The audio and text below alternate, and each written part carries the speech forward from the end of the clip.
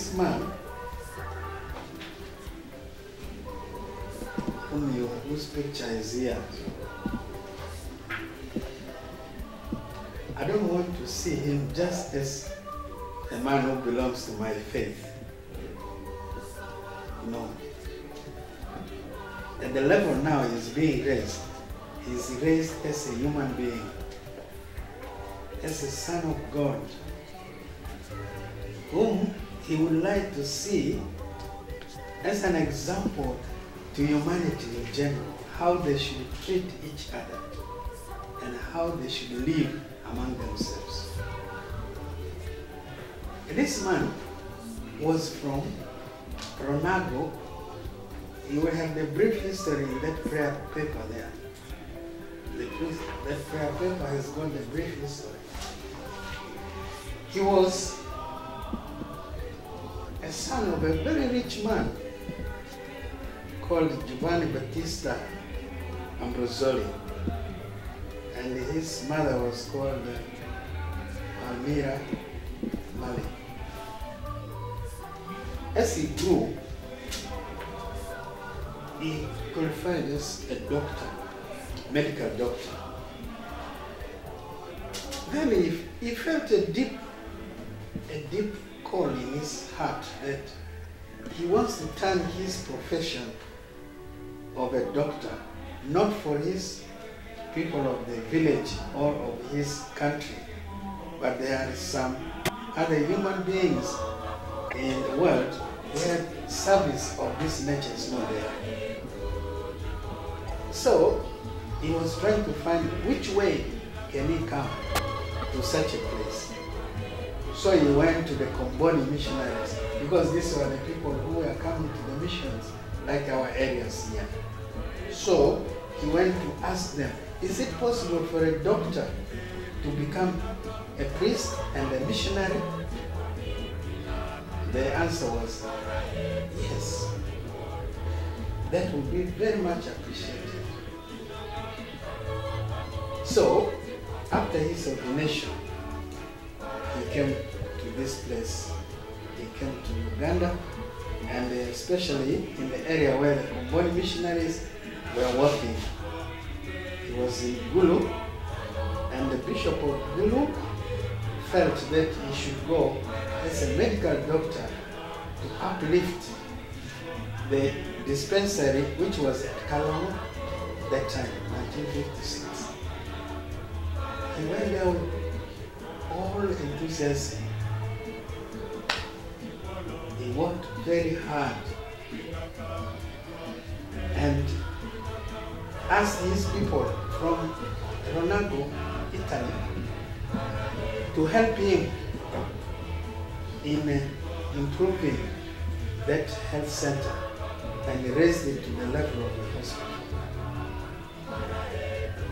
And he noticed in the people there was a very tough situation where mothers had problem in delivery. So he said, no, I can't just be seeing these people suffering like this. I should start a school of what they call midwifery, so that we train midwives who will be helping these women for better delivery in this hospital. And after that, he saw also lepers. There were many lepers around. He said, oh my God, we should do something for these people. And he decided to establish 2 centers. One in the area of, actually, which was there were 2 of them were all out. One was in Lamu area, a little, then the other one was Morole in Kamoja area. But those who were really severely attacked by this, they were taken to these centers. And there was a specific doctor also. He invited a specific doctor to take care of them, who was qualified in the area of, taking charge of the lepers. He was a surgeon, very highly trained surgeon.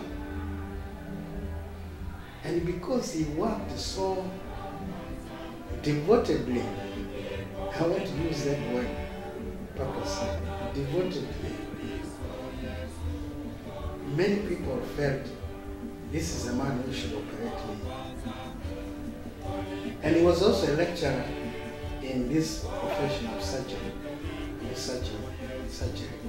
in Mulago. He taught also many students who became, of course, doctors and surgeons. His work, as I said, was so devoted. Why devoted? He was a man of prayer, very fundamental. Those who observed him say, in the morning he would get up very early to pray. Then he would go for Mass. And after Mass, he goes for breakfast. But before going to the patients in the hospital, he would also go to pray in the church. And when he would come among the people, they would not see a very pompous person. He did not show off that he was a doctor, he was what. No, he would come just as a simple servant. And in fact, his motto was like this. This is very fundamental. Here they did not put it fully. He said, God is love. Therefore, I'm his servant to the suffering people. And therefore, I must not pose in such a way to... Because when you appear so big, the others all squeeze down and they become very afraid. But he wanted to build confidence. He had three simple, what do you call it, virtues. The love, humility, and dedicated service. These were his strongest mottos. So, this man had such a fame. From Kaloo now, people from Gulu began to refer even complicated operations to him to Kaloo. Then also Mulago itself, which was supposed to be a referral hospital, he referred some complicated operations to him to Mulago. I give you one example. This was told to me by one of the MPs from Noya. He said his father had a complicated sickness. He was supposed to be operated in Gulu hospital. The doctors there could not manage, they referred him to Mulago. And when he was taken to Mulago, those doctors said, no, let us send him to Dr. Ambrosoli in Kaloo. And when this man came, he was brought to him. On the operation bed, he told him, he said, man, I'm going to operate you.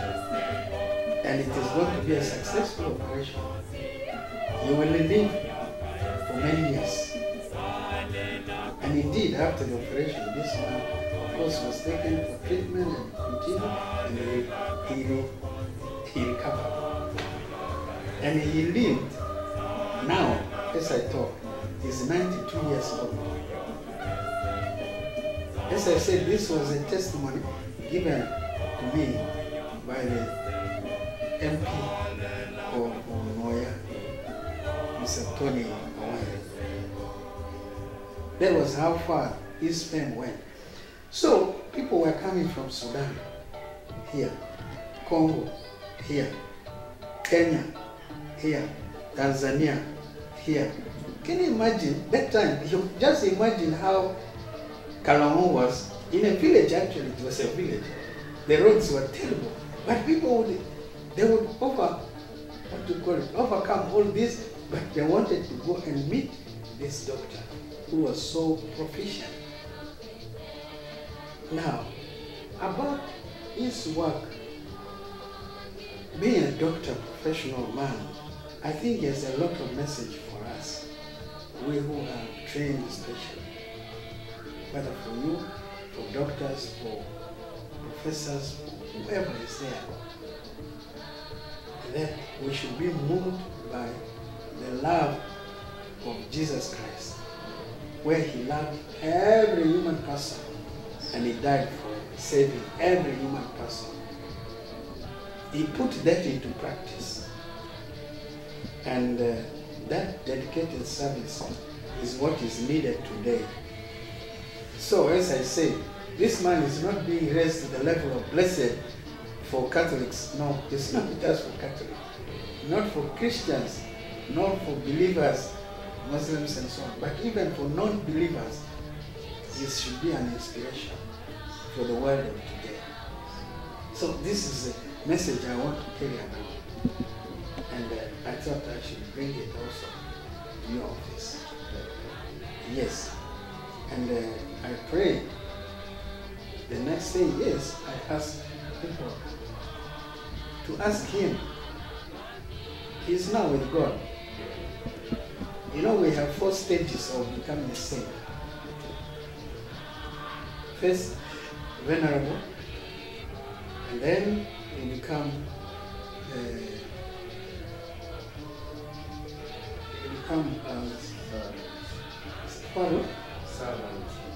servant of God. That is the second stage, which he is now. Right now, he is a servant of God. Then the third stage is blessed, which is now to be the next, and finally declared a saint. Like our martyrs of Uganda, they are declared saints. So those processes are the stages through which we as Catholics would learn to promote sanctity.